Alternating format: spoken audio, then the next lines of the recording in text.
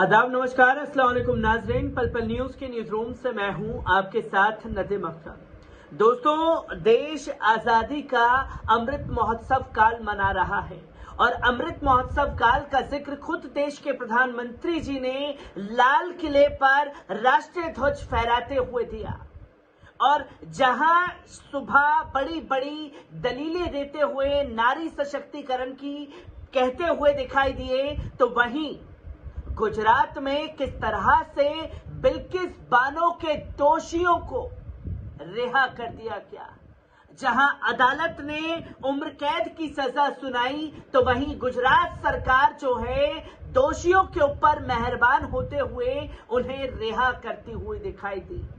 और उसी रिहाई को लेकर के सुप्रीम कोर्ट में लगातार याचिकाएं डाली गई और सुप्रीम कोर्ट में याचिका बिल्किस बानो की तरफ से भी डाली गई, जहां बिल्किस बानो ने साफ तौर पर कहा कि आरोपियों को रिहा जब किया जा रहा है तो वो मंजर एक बार फिर मेरी आंखों के सामने आ गया। और इसके बाद सुप्रीम कोर्ट लगातार केस को बड़ी बेंच को ट्रांसफर करने की बातें कर रहा है और आज भी सुप्रीम कोर्ट में बिल्किस बानो के मामले को कंसीडर किया गया, जहां तमाम दलीलें रखी गई और दलीलें सुनने के बाद खासतौर पर जस्टिस रस्तोगी और जस्टिस त्रिवेदी ने बड़ा फैसला ले लिया है। आपको बता दें कि सुप्रीम कोर्ट एक बार फिर बिल्किस बानो मामले में उम्र कैद की सजा काट रहे 11 दोषियों को समय से पहले रिहा करने के गुजरात सरकार के आदेश को चुनौती देने वाली याचिकाओं पर सुनवाई के लिए विशेष पीठ गठित करने पर सहमत हो चुका है, जहां chief justice of India DY Chandrachud ने पिछले महीने भी कहा कि वे इस मामले को उठाने के लिए विशेष बेंच का गठन करने वाले हैं। इस बीच बानो के वकील एडवोकेट शोभा गुप्ता का दावा है कि इस मामले का पहले भी 4 बार उल्लेख किया जा चुका है। प्रारंभिक सुनवाई और नोटिस के लिए इसे अभी तक नहीं लिया गया। इस मामले को पहली बार 30 नवंबर 2022 को उल्लेख किया गया, जिसके बाद इसे जस्टिस अजय रस्तोगी, जस्टिस बेलाइन द्विवेदी की पीठ के समक्ष सूचीबद्ध किया गया, जिस पर जस्टिस रस्तोगी ने पिछले फैसले को लिखा था, जहां गुजरात को क्षमा याचिका का फैसला करने की अनुमति दी गई।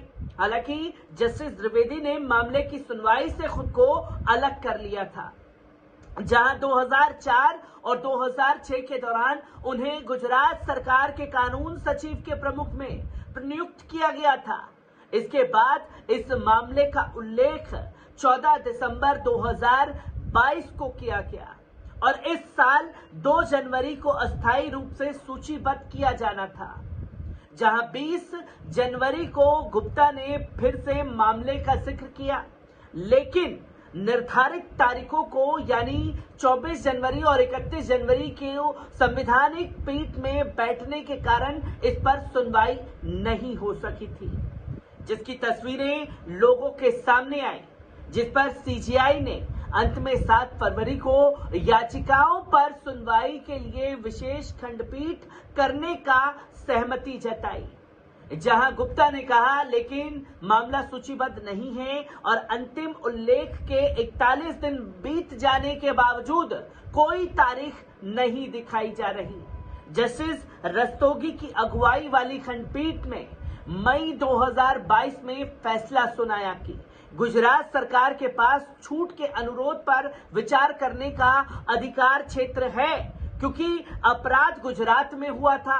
इस फैसले पर पुनर्विचार करने के लिए बिल्किस बानो द्वारा दायर पुनर्याचिका को सुप्रीम कोर्ट ने पिछले साल दिसंबर में खारिज कर दिया था। और इसी के साथ साथ आपको बता दें कि इस बीच सभी 11 दोषियों को 15 अगस्त 2022 को रिहा कर दिया गया था, जब राज्य सरकार ने उनके क्षमा आवेदनों को अनुमति दी। रिहा किए गए दोषियों के वीरतापूर्ण स्वागत के दृश्य सोशल मीडिया पर वायरल किए गए, जिससे कई वर्गों में आक्रोश फैल गया। इस पृष्ठभूमि में दोषियों को दी गई राहत पर सवाल उठाते हुए सुप्रीम कोर्ट में जनहित याचिका दायर की गई थी। बिल्किस बानो ने दोषियों की समय से पहले रिहाई को भी चुनौती दी।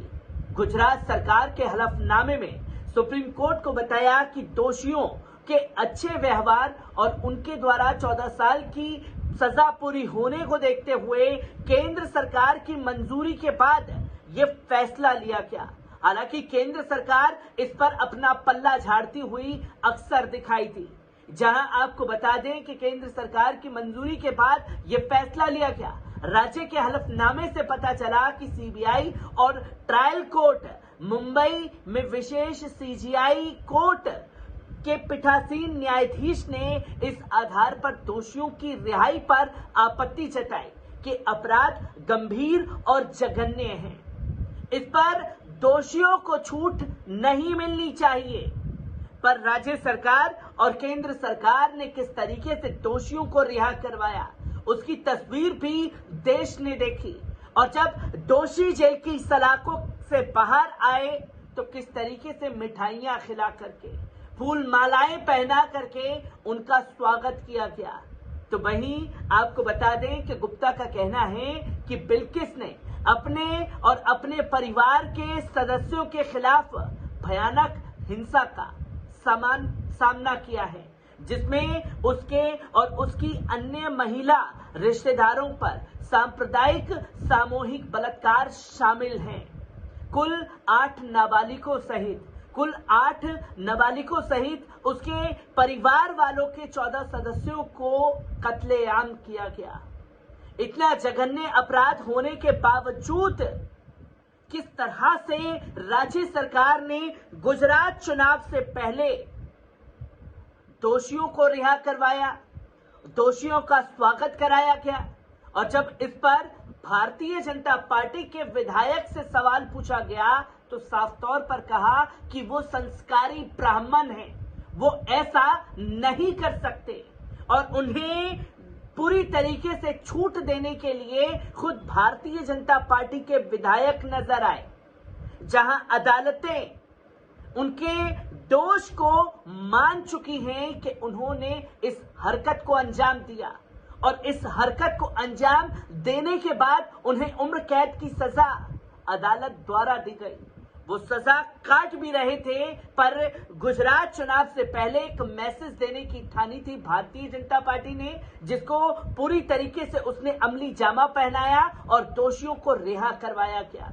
और उसके बाद सुप्रीम कोर्ट में लगातार 3 बार इस रिहाई को लेकर के सुनवाई की जा रही है, जहां सुप्रीम कोर्ट ने साफ शब्दों पे कहा कि ये मामला बहुत गंभीर है, जघन्य अपराध का है, इसलिए बड़ी बेंच द्वारा ही इस पर कोई बड़ा फैसला लिया जाएगा।